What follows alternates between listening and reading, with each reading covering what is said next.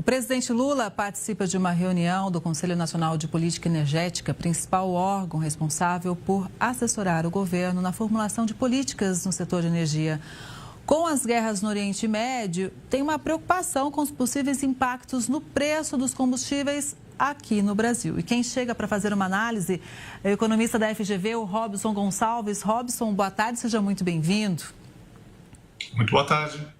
Robson, desde que houve esse conflito com o Irã, no mesmo dia já teve uma oscilação em relação ao preço do petróleo, E agora essa tensão ela vai aumentando, O que pode acontecer por aqui?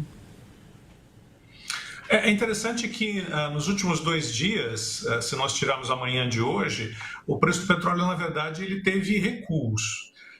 Essa tensão tinha provocado essa oscilação para cima, mas parece que os mercados estão entendendo que o conflito não vai se estender. E hoje de manhã houve uma pequena oscilação para cima, no sentido de recuperar as quedas fortes dos 2 dias anteriores. Isso é uma boa notícia. Com o dólar tão estável no Brasil, isso significa que não deve haver aumento de preço de combustíveis na bomba para o consumidor brasileiro. Pois é, e aí seria necessário, por exemplo, porque é uma possibilidade de aumentar o percentual de etanol, por exemplo, ou na sua avaliação seria precipitado neste momento? Do lado do etanol, nós temos um problema chamado crise climática. O clima está muito incerto, é só a gente pegar o noticiário sobre o preço de alimentos nos últimos meses. O preço do ovo teve muito em destaque há alguns meses atrás, e a gente não sabe muito bem como é que vai estar o preço desse etanol para que a gente aumente o conteúdo na gasolina. Eu acredito que, diante dessa trégua que parece que realmente foi aceita pelas duas partes em conflito agora, de ontem para hoje, e as 2 quedas fortes que eu mencionei nos dias anteriores, nos 2 dias anteriores, eu acredito que não seria necessário, é melhor a gente preservar um pouquinho a demanda pelo etanol para não puxar também os preços do etanol, que são sensíveis a um aumento de demanda causado pelo aumento do percentual na gasolina. Robson, de qualquer forma, é um ano de COP30, O Brasil tem esse protagonismo em relação a biocombustíveis, E cada vez mais a gente avança com pesquisas importantes, por exemplo, da Embrapa nesse setor. Você acredita que é o momento ideal para a gente avançar ainda mais nessa questão?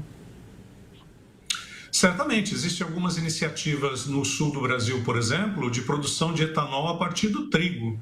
Essas tecnologias que permitem uma diversificação das fontes primárias das quais se extrai o etanol, elas são extremamente importantes, porque essas mudanças climáticas são muito imprevisíveis. Você pode ter, por exemplo, uma seca em regiões produtoras de cana no centro-sul do país e um clima mais favorável nas regiões mais ao sul que produzem cereais. O importante hoje, dadas as incertezas, tanto as incertezas geopolíticas quanto as incertezas climáticas, é garantir uma diversificação de fontes. Qualquer país que se concentre demais numa única fonte de energia corre muito mais riscos hoje em dia.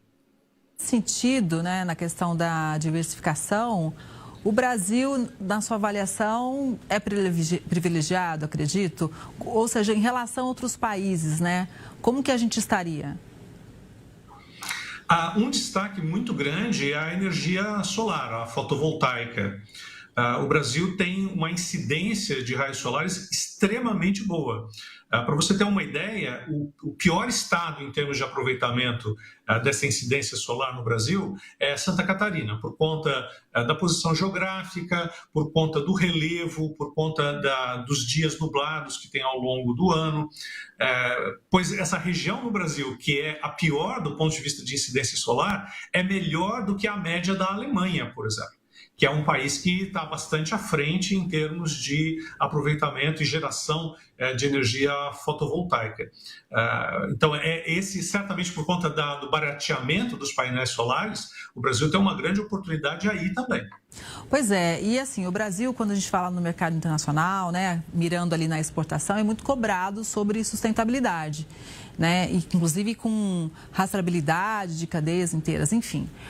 Com relação a esse quesito do petróleo, a gente sabe, como que isso prejudica toda a questão ambiental, né, com o aquecimento global e tudo mais. Então, os biocombustíveis, eles podem ser, inclusive, um diferencial para negócio, né? Sem dúvida.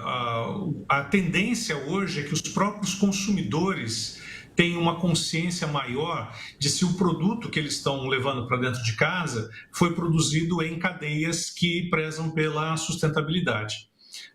Na medida em que houver essa conscientização, seja um produto da cadeia dos alimentos, seja um produto industrializado, seja um automóvel, vai haver um controle por parte desses consumidores em termos da utilização de energias renováveis, em termos da utilização de metais reciclados. A automobilística, por exemplo, na Europa já está sob pressão, e essa pressão vai chegar no Brasil rapidamente, em termos de qual é o conteúdo de peças produzidas com materiais reciclados desse automóvel.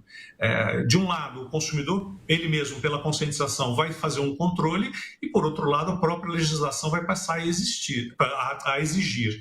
Então, o nosso potencial em termos de geração de energias renováveis alternativas aos combustíveis fósseis pode ser uma vantagem competitiva para todas as cadeias produtivas. E a gente vai seguir de olho, viu? Muito obrigada pela análise, Robson. Uma boa tarde para você. Até a próxima. Boa tarde.